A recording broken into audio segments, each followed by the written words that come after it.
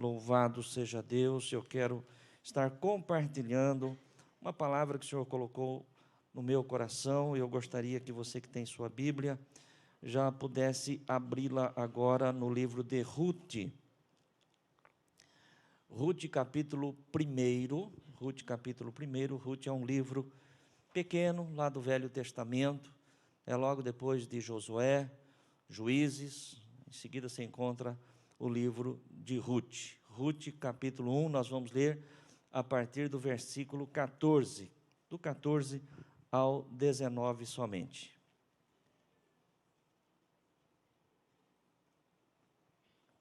Diz assim, Ruth, capítulo 1, versículo 14.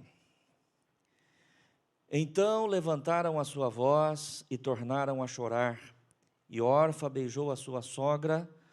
Porém, Ruth se apegou a ela, pelo que disse: eis que voltou tua cunhada ao seu povo e aos seus deuses. Volta tu também após a tua cunhada.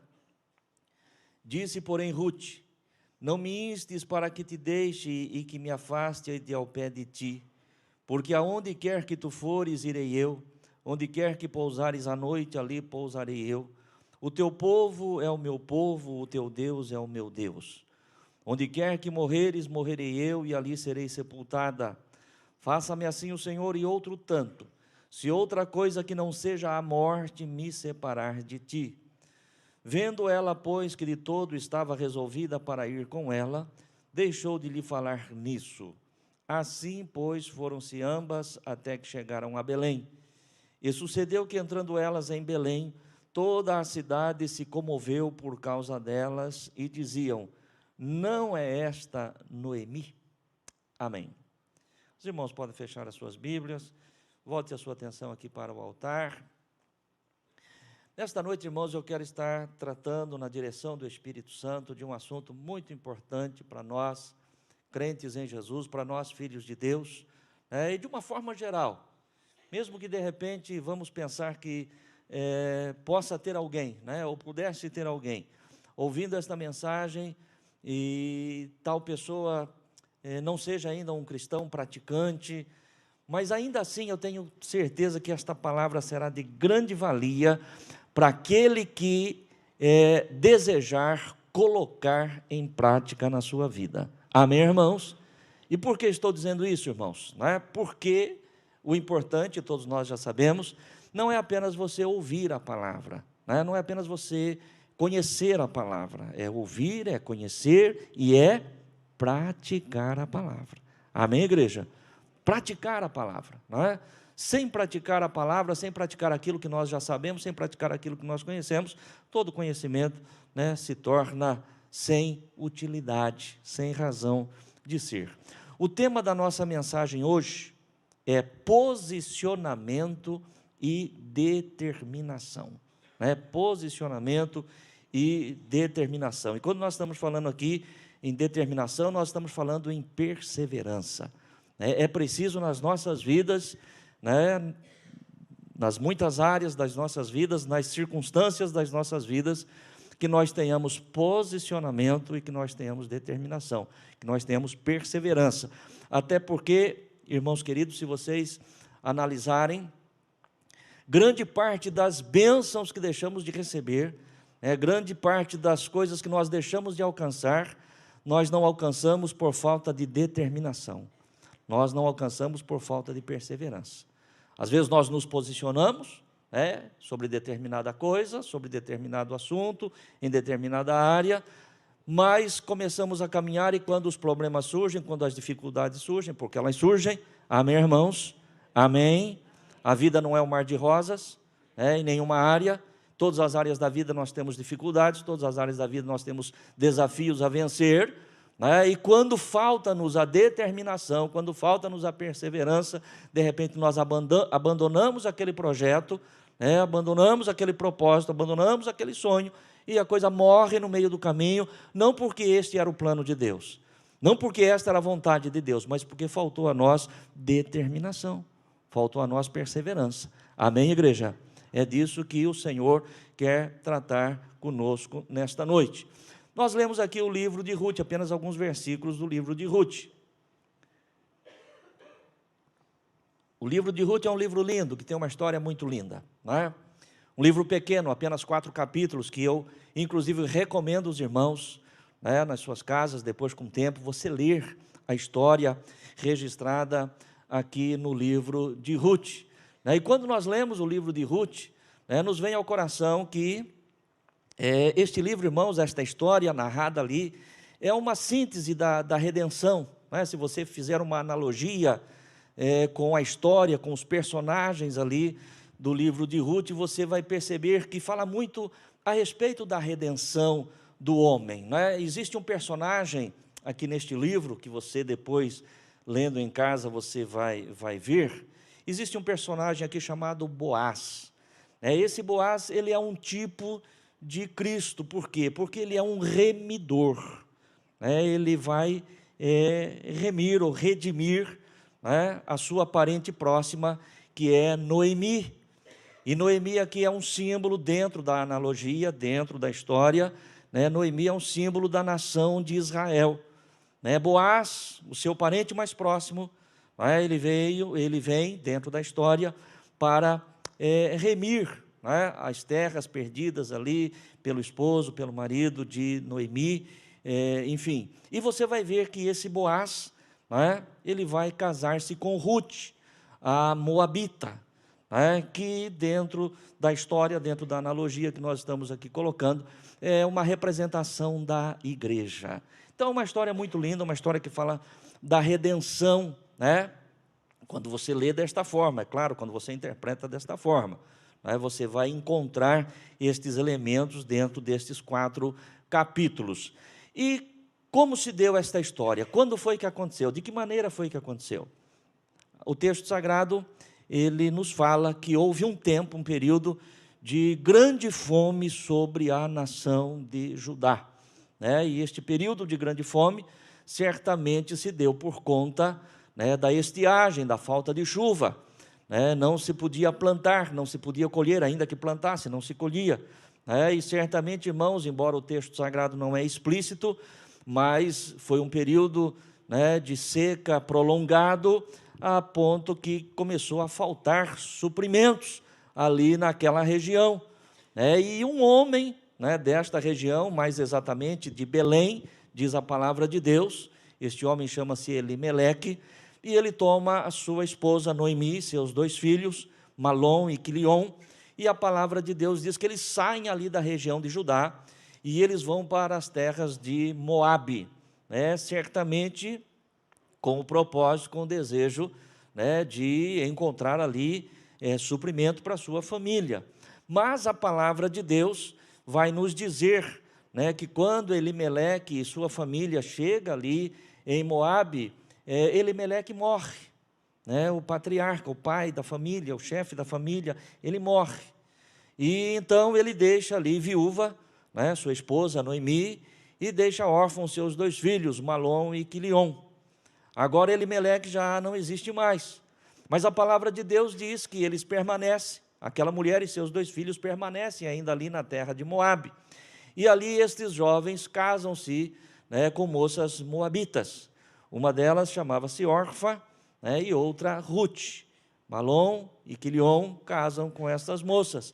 Mas a palavra de Deus também vai nos dizer que num prazo de 10 anos, no decorrer de 10 anos, estes jovens, filhos de Noemi, eles também morrem. E agora ficam 3 mulheres viúvas, Orfa, Ruth e Noemi, a sogra, 3 mulheres viúvas e 3 mulheres desamparadas. E diante daquela situação, diante daquela circunstância, Noemi chama as suas noras e diz: minhas filhas, retornem para a casa das suas mães, retornem para as suas casas, nós não temos mais nenhuma condição de sobrevivência, e eu vou voltar para Judá, eu vou voltar para Belém, até porque o texto sagrado vai dizer que eles ouviram ali em Moabe que Deus havia visitado o seu povo, que Deus havia mandado chuva e que agora o povo já estava produzindo, o povo já estava colhendo, já tinha suprimento, já tinha alimento em Judá, em Belém, e por isso Noemi decide voltar para a sua terra. E a palavra de Deus vai dizer, você ao ler este livro, né, você vai constatar isso, a palavra de Deus vai dizer que aquelas 3 mulheres, né, viúvas, desamparadas, diante daquela circunstância, elas choram muito, elas se abraçam, né, e a palavra de Deus diz que Orfa beija a sua sogra, Noemi, e aí entra então no versículo 14, que nós começamos a leitura, e vai embora para a sua casa, para a sua família, né, para a sua mãe, conforme a própria Noemi havia recomendado. Mas Ruth, ela diz, não, eu não vou te deixar. E Noemi fala, minha filha, tua cunhada já foi, né, com os seus pais, para os seus deuses, faça você também a mesma coisa. E ela diz, não insistas para que eu faça isso, porque eu não vou fazer. Porque aonde você for, eu irei. Aonde você pousar, eu pousarei. O teu Deus será o meu Deus, o teu povo será o teu povo. Onde você for sepultado, eu vou ser sepultada também. E faça-me o Senhor e outro tanto, que não seja apenas a morte que vai me separar de ti. Amém, irmãos? Posicionamento. Né? Posicionamento. Eu sei que eu posso voltar para a casa da minha mãe, eu sei que eu posso voltar para os meus pais, sei que eu posso voltar para os meus deuses, mas eu estou determinada a ir contigo aonde você for, e o que acontecer com você vai acontecer comigo também, porque eu não te deixarei. E aí o texto sagrado vai dizer, né, que diante, né, do posicionamento firme de Ruth, Noemi então se cala, não fala mais nada e permite que a sua nora a siga e vão para Judá. E a palavra de Deus nos diz, no último versículo que nós acabamos de ler, versículo 19, que quando aquelas 2 mulheres entram na cidade de Belém, ali uma grande comoção, porque reconhecem ali Noemi, e a história segue. Nós não lemos tudo, é claro, mas a história segue. E dentro desta história está tudo isso que o pastor já disse, que Noemi tem as suas terras, as suas posses remidas por seu parente próximo, que é Boaz, dentro de circunstâncias que o texto sagrado diz, Boaz acaba conhecendo Ruth e acaba se casando com Ruth, e a história de Ruth é uma história muito bonita. Queridos irmãos, o que eu estou relatando até aqui neste momento é o fato histórico que compõe o livro de Ruth. Mas agora, a partir deste momento, nós entramos na mensagem, aquilo que Deus tem para falar para mim e para você. Amém, irmãos? Até esse momento nós relatamos o fato histórico, mas aquilo que Deus tem para falar, aquilo que Deus quer falar, a partir de agora eu gostaria que você redobrasse a tua atenção. Amém? Quero fazer aqui, irmãos, algumas considerações dentro daquilo que nós já dissemos. A primeira coisa que eu quero compartilhar com você é a respeito de Elimeleque, o chefe de família. Diante daquela circunstância de necessidade, de fome, que Judá estava vivendo, por conta daquilo que já dissemos, Elimeleque ele toma uma decisão, e uma ação. Qual é a sua decisão e qual é a sua ação? A decisão é de sair ali de Belém, sair daquela região, e a sua ação, a sua atitude foi ir para Moabe, juntamente com a sua esposa e seus filhos. A princípio, irmãos, nós percebemos que Elimeleque ele tem um posicionamento semelhante ao posicionamento de todos nós, e é isso mesmo que nós devemos fazer. Diante de uma situação, diante de uma circunstância de adversidade, diante de uma necessidade, diante de um problema, diante de um desafio, nós temos que ter ação. Amém, igreja? Amém. Não se resolve situação se não tiver uma ação. Você precisa agir. Existe uma situação, você tem que agir. E Elimeleque fez exatamente isso. Existia uma situação e ele precisava agir. Se existe um problema, se existe uma dificuldade, se existe uma necessidade, se existe um desafio, e você ficar de braço cruzado, não vai acontecer absolutamente nada. Então precisa de ação. Mas preste atenção, não basta só ter ação. Elimeleque ele teve uma ação. No entanto, ao olhar para o texto, você vai perceber que em momento algum Elimeleque buscou a direção de Deus para a ação que ele deveria tomar, ou para a atitude que ele deveria tomar. Existe uma ação sem a direção. E uma ação sem direção pode se tornar uma tragédia, que foi exatamente aquilo que aconteceu na vida desta família. Então, o que o Espírito Santo de Deus está falando para mim e para você, é que em todas as circunstâncias da vida, em que nós temos que tomar uma decisão e temos que praticar uma ação, antes de tudo nós devemos buscar a direção. Amém, igreja? Uma ação na direção de Deus, ou sob a direção de Deus, é algo extraordinário. Mas uma ação sem a direção de Deus pode trazer prejuízos, danos, e às vezes danos irreparáveis, às vezes danos irreversíveis. Tomara que aquilo que eu vou falar agora não seja uma verdade, mas pelo menos é uma verdade na minha vida, e creio que seja na vida de muitos, ou se não de todos.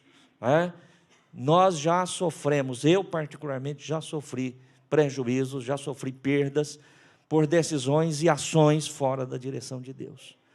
Poxa, mas o senhor não é um pastor e tomou decisão fora da direção de Deus? Não basta só ser conhecedor, e não basta só ser pregador da palavra.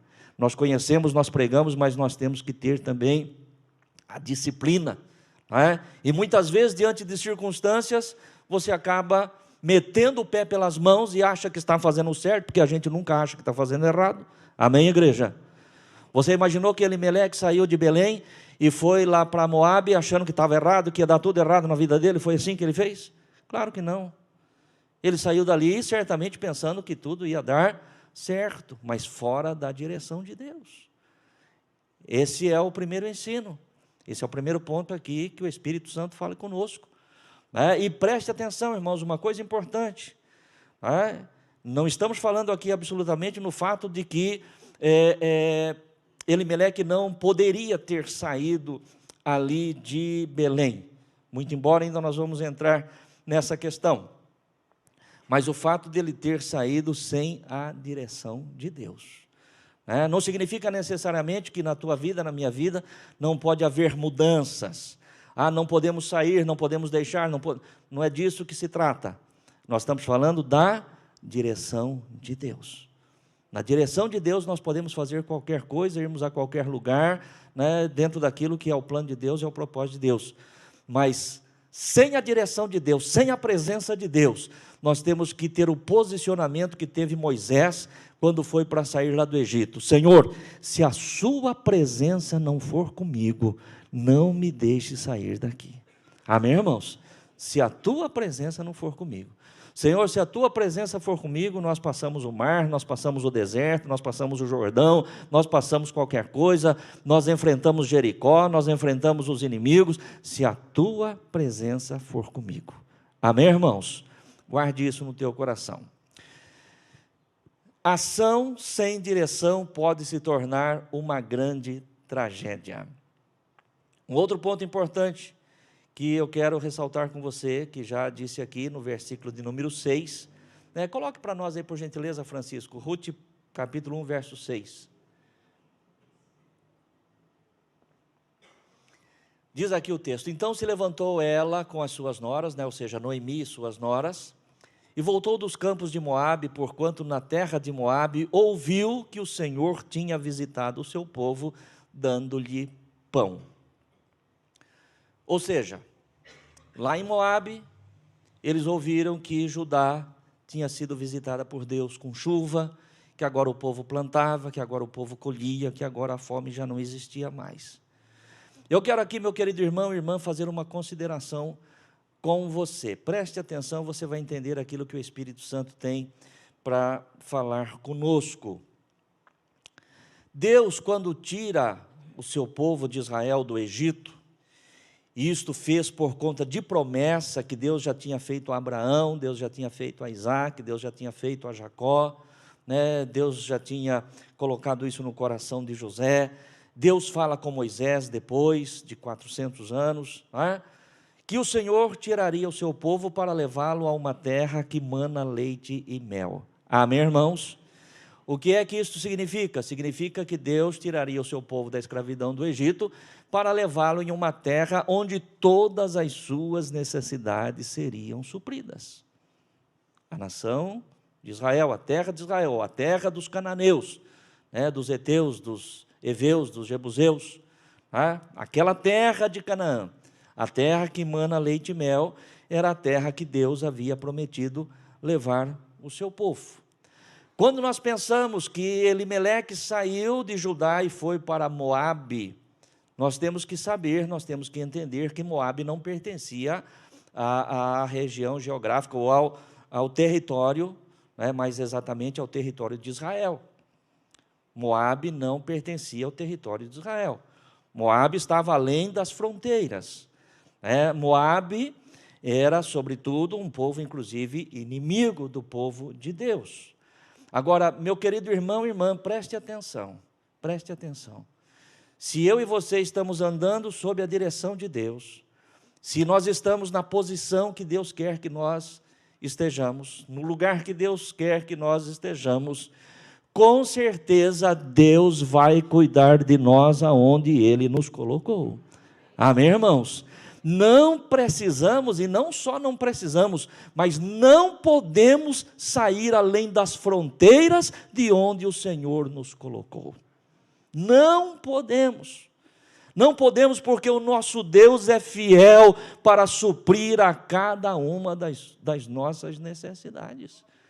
Você preste atenção, tenha certeza de uma coisa: Elimeleque com a sua família saiu de Belém. É possível, embora o texto não diga, não seja claro em relação a isso, é possível que outras famílias também tenham saído de Belém, daquela região de Judá, e tenham ido para outras regiões. E também é certo, embora o texto também não seja claro, é certo que outras pessoas não saíram ali de Belém. Outras pessoas certamente devem ter permanecido. Outras pessoas ficaram em Judá. Em momento algum nós vamos entender que Judá ficou completamente desabitada, que Belém ficou completamente desabitada, que o povo, que pelo menos um remanescente não permaneceu ali. Certamente pessoas ficaram ali, e as pessoas que ficaram ali foram de alguma forma sustentadas pelo Senhor. E o que o Senhor está dizendo para mim e para você é o seguinte: aonde Deus nos colocar, não importa as lutas, os problemas, as dificuldades pelas quais nós venhamos a passar, Deus, o Senhor, vai nos sustentar. Deus vai nos dar a vitória. Não podemos sair dos limites que Deus estabeleceu. Se você que conhece a palavra de Deus se lembrar, num tempo muito antes desse que nós estamos lendo aqui, ainda nos dias de Abraão, a palavra de Deus diz que houve uma grande fome na terra e Abraão desceu para o Egito. E foi um transtorno muito grande na vida de Abraão, o fato dele ter descido ao Egito. Depois da morte de Abraão, Isaque, seu filho, passou também por um período de grande fome na terra, e Deus fala com Isaque desta forma: não desça ao Egito, não vai ao Egito. E a palavra de Deus diz, citando agora a história de Isaque, que Isaque permanece ali, nas terras de Amaleque, e ali a palavra de Deus diz que ele plantava e produzia 100 por um, numa terra seca, porque o Senhor era com ele. Amém, irmãos? O Senhor era com ele. Se o Senhor era com ele, se o Senhor é conosco, meu querido irmão e irmã, nós devemos permanecer aonde o Senhor quer que nós estejamos, e não por conta própria, tomarmos as nossas decisões, as nossas ações e sairmos fora dos limites. E aqui eu não estou falando de limites territoriais, mas estou falando dos limites da palavra de Deus, dos limites espirituais. Porque às vezes, irmãos, por conta do problema, da dificuldade, da necessidade, e é exatamente nesta hora, na hora da dificuldade, na hora da necessidade, na hora de crise, que o diabo vem apresentar as suas propostas. Que ele vem ali apresentar a sua bandeja, saindo fora dos limites, das fronteiras da palavra de Deus, e nós jamais podemos fazer isso. Amém? Permanecer. A palavra de Deus, nos Salmos de número 30, versículo 5, Salmo 30, verso 5, Francisco, me ajude aí, diz assim: porque a sua ira dura só um momento, no seu favor está a vida. E aí, então, nós ficamos com essa última parte do versículo: o choro pode durar uma noite, mas a alegria vem pela manhã. A palavra de Deus não diz que não haverá choro, a palavra de Deus não diz que não haverá dificuldades, a palavra de Deus não diz, eu já falei isso, que tudo será um mar de rosas, que tudo vai contribuir de tal forma que nós não vamos ter nenhum tipo de problema. Isso não é verdade. E, aliás, é por conta disso, irmãos, que infelizmente, eu falo isso com muita tristeza, infelizmente hoje existem muitas pessoas, que se escandalizaram com o Evangelho, que se escandalizaram com a igreja, que se revoltaram contra Deus, porque ouviram palavras e receberam promessas que não veio de Deus, embora muitas vezes ditas por homens de Deus, mas não vindo da parte de Deus, porque aquilo que Deus fala, Deus é fiel para cumprir. E muitas pessoas receberam promessas: olha, venha para Jesus e a tua vida será um mar de rosa, os teus problemas estarão resolvidos, você vai prosperar, você vai enriquecer, você vai...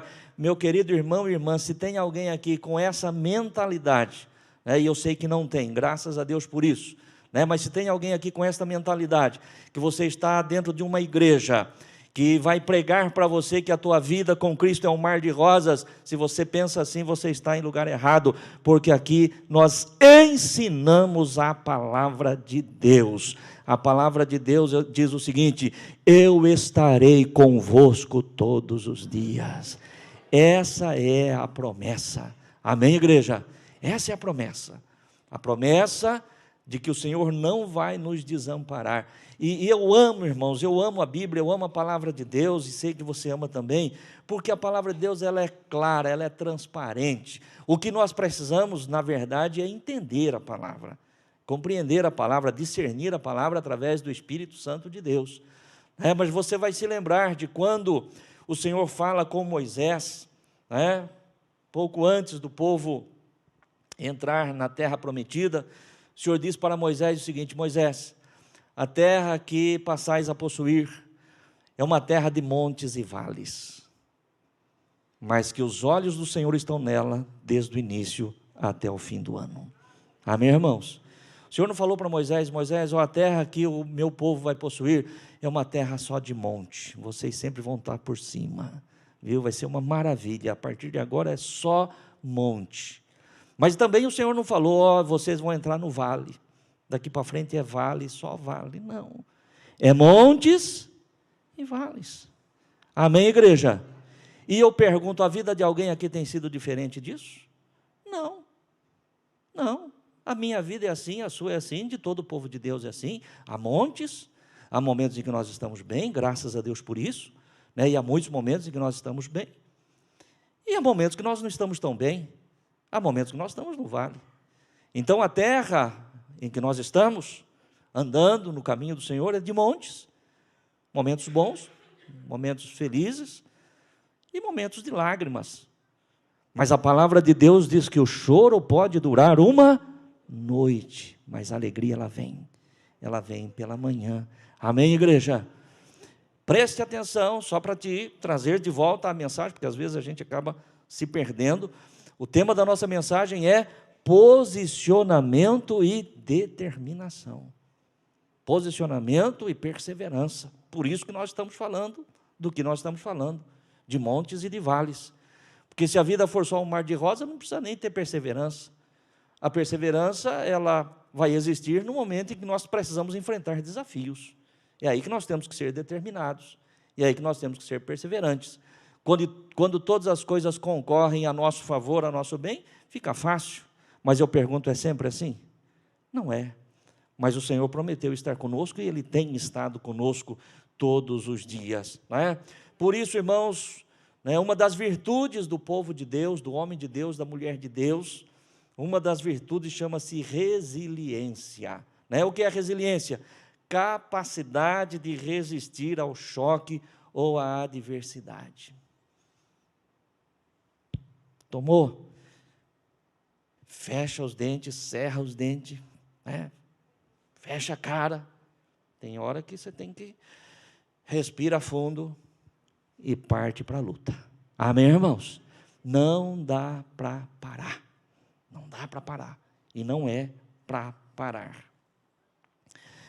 Vamos falar agora, irmãos, da decisão de Ruth em seguir a sua sogra Noemi.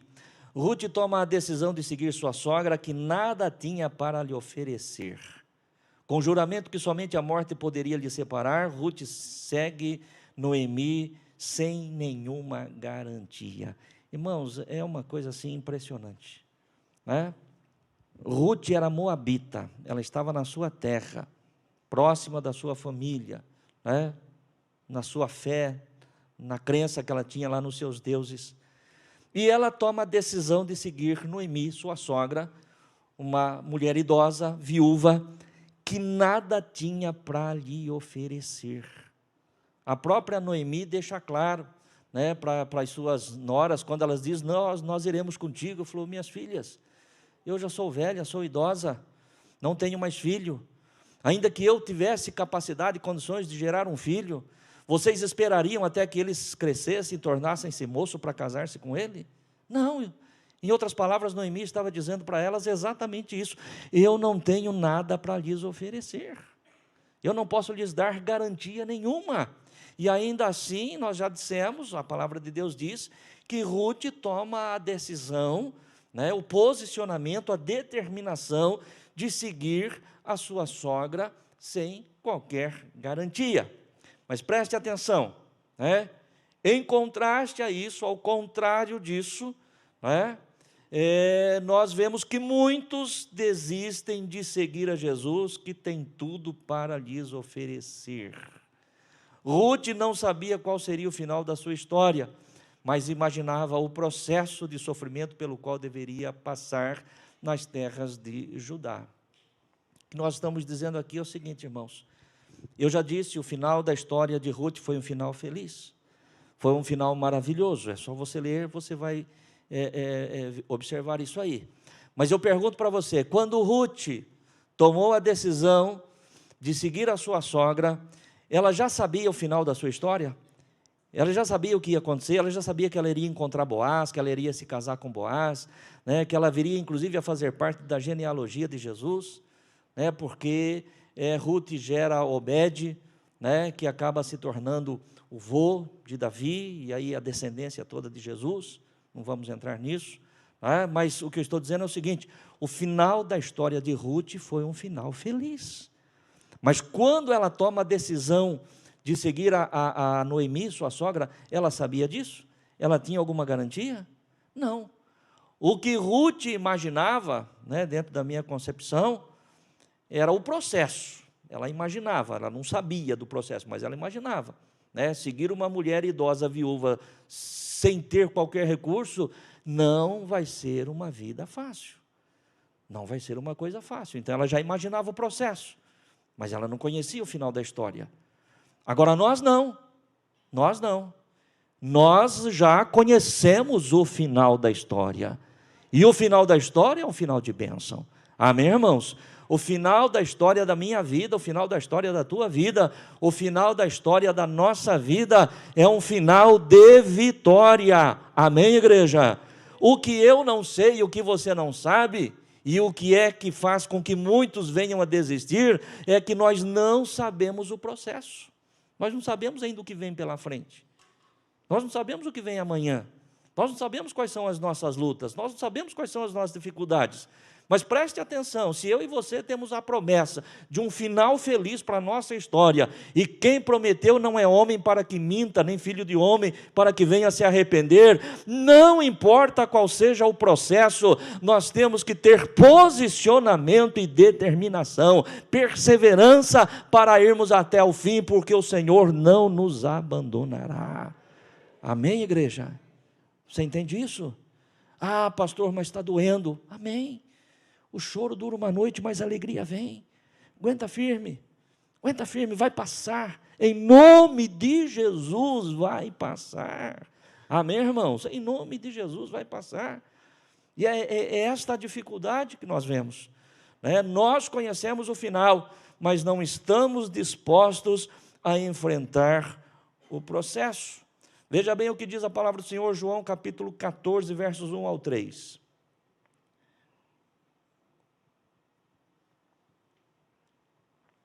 Olha como é que começa este capítulo, irmãos.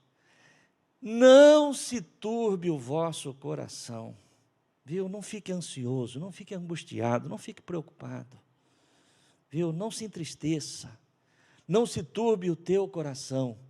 Credes em Deus, disse Jesus, crede também em mim. Verso 2, na casa de meu pai há muitas moradas, se não fosse assim eu vou-lo teria dito, pois vou preparar-vos lugar. Verso 3, e se eu for e vos preparar lugar, virei outra vez e vos levarei para mim mesmo, para que onde eu estiver, estejais vós também. Esse é o final da história. Amém, irmãos? Não se turbe o teu coração, creia em Deus, creia também em mim. Na casa de meu pai há muitas moradas, se não fosse assim eu já teria dito para vocês, não estou aqui para enganar, estou aqui para ser transparente, estou dizendo para vocês o que é que vai acontecer. Eu vou preparar lugar e quando eu estiver preparado eu voltarei e vos levarei para mim mesmo, para que onde eu estiver estejais vós também. Irmãos, tem final mais feliz do que esse, igreja? Tem final mais glorioso para mim e para você, para nós os salvos, do que esse, saber que o meu Senhor, o teu Senhor, um Deus fiel, que nos ama de uma forma incondicional, foi preparar lugar e está voltando para nos levar. Eu vou desistir da caminhada por conta da luta, do problema, da dificuldade, da adversidade? Não, de forma alguma. Que na nossa caminhada com Jesus tenhamos a mesma determinação, o mesmo posicionamento, a mesma perseverança que teve Ruth, que nada venha nos separar do amor de Cristo. Romanos 8, 37 ao 39, nós estamos finalizando essa mensagem. Romanos 8. Veja bem o que diz o texto, irmãos, Paulo dizendo, mas em todas estas coisas, somos o quê? Mais do que vencedores. Não existe perdedor, irmãos. No meio do povo de Deus não existe perdedor. Não existe derrotado. Em todas as coisas somos mais do que vencedores por aquele que nos amou. Verso 38.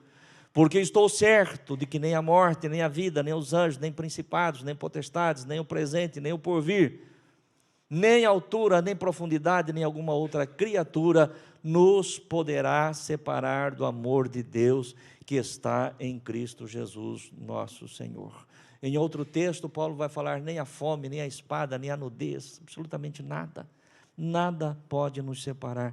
O que é isso, irmãos? Isto é posicionamento, isto é determinação, nada vai me separar.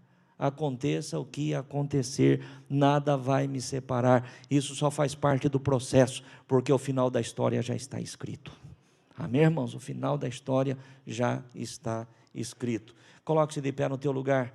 Eu quero encerrar fazendo a leitura ainda de Apocalipse, capítulo 2, versículo de número 10. A última parte do versículo. Apocalipse, capítulo 2, versículo de número 10. Chega lá, Francisco. Apocalipse 2. Irmãos, vamos orar. O Francisco foi arrebatado. Francisco, Apocalipse. Está chegando perto. Maravilha. Muito bom, muito bom. Eu amo demais o Francisco, irmãos. Tanto que nós já estamos em conversa com o governo de Moçambique para deixar ele aqui. Definitivo. Amém, irmãos? Amém. Muito bom, né? Apocalipse capítulo 2, versículo 10. Diz assim, a palavra de Deus, nada temas das coisas que hás de padecer. Nada temas das coisas que hás de padecer. Nada temas. Mas não é fácil, né, irmãos? Ninguém quer passar. Claro que ninguém quer passar, irmãos. Eu não quero passar por dor, você não quer, nós não queremos ter problemas. Nós não queremos, a verdade é essa. A verdade é essa. Mas nós temos a promessa do Senhor. É a promessa do Senhor, apesar das lutas, apesar das dificuldades, apesar das adversidades, já dissemos há pouco, tem dias que as coisas vai bem, tem dia que é uma maravilha, né? Tem dia que a coisa vai redondinha. Você chega no final do dia e fala, que dia gostoso, mas tem dia que você fala, hoje eu não devia ter levantado da cama. E eu falo para você o seguinte, foi bom você ter levantado, senão é perigoso o telhado cair na cabeça. Amém, irmãos? Então não tem muito apelo, né? Tem dia que não tem apelo, não. Tem dia que é difícil. Mas a palavra de Deus diz que em tudo nós devemos dar graças. Em tudo.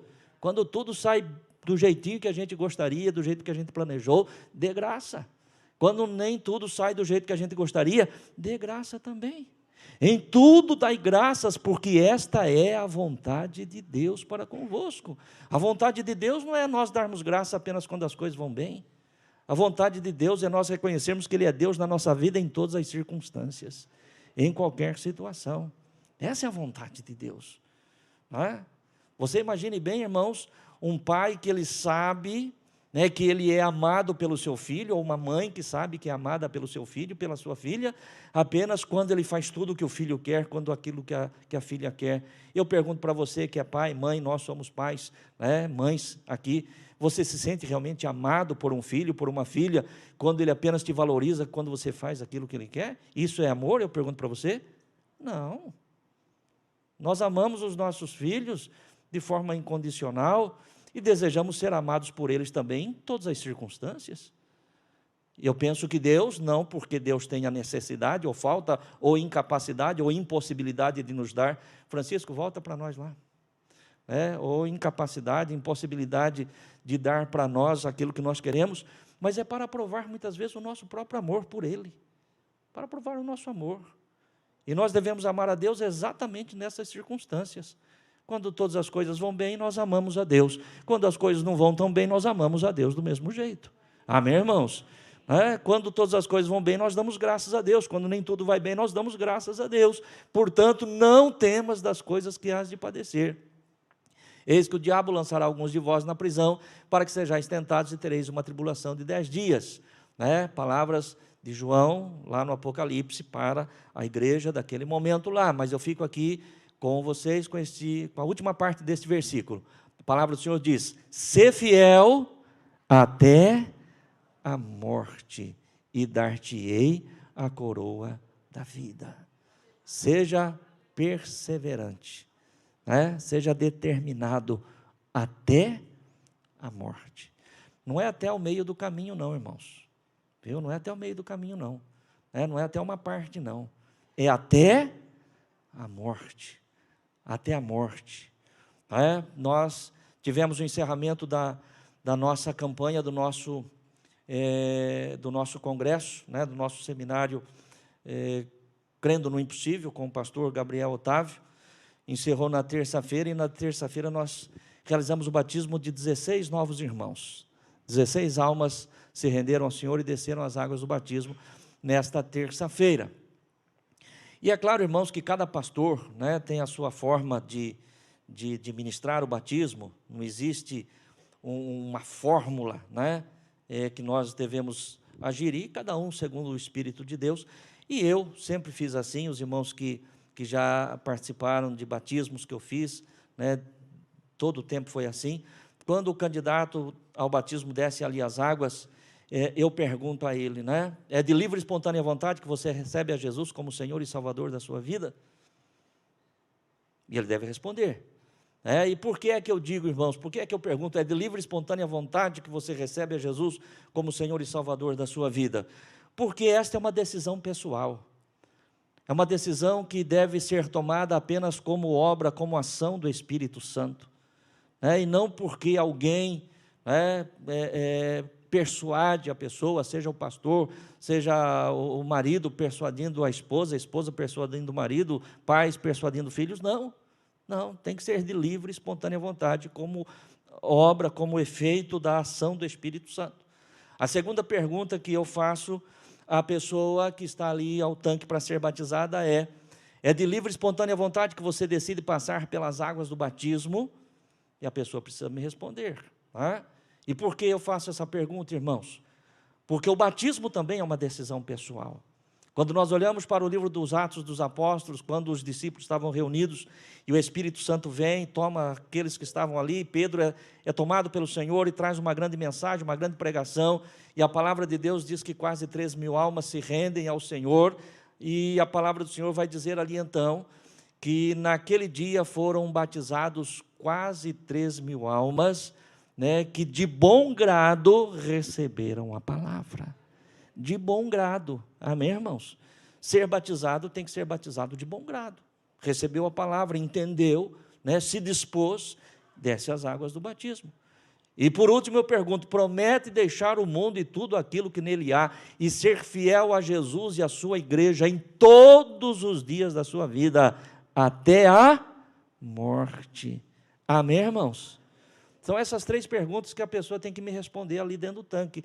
Qualquer resposta negativa dessa aí, ele já sai dali voando e vai embora sem batizar. Né? Como diz o pessoal aí, vai lá para o quartinho, vai lá pensar. Vai lá pensar, depois você volta. Amém, irmãos? É assim que tem que ser. Sabe por quê? Porque eu e você não entramos para parar no meio do caminho. Viu? Nenhum de nós.